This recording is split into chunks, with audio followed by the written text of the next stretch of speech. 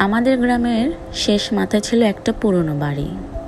বাড়িটার একটা জংধরা লোহার দরজা বছরের পর বছর কেউ খোলেনি। হঠাৎ শুনলাম রাতে কে যেন ওই দরজা বারবার ধাক্কা দিচ্ছে। কিন্তু বাড়িটা তো বহুদিন ধরে খালি। কৌতূহল হলো, সকালবেলা একবার দেখে আসি। গিয়ে দেখি দরজাটা আধখোলা, আর মাটির ওপর তাজা পায়ের ছাপ। মানুষের, কিন্তু ছাপগুলো বাড়ির ভেতর যায়নি, বরং দরজার সামনে হঠাৎ করে শেষ হয়ে গেছে। মনে হলো কে দরজা পর্যন্ত এসেছে, কিন্তু হাওয়া হয়ে গেছে।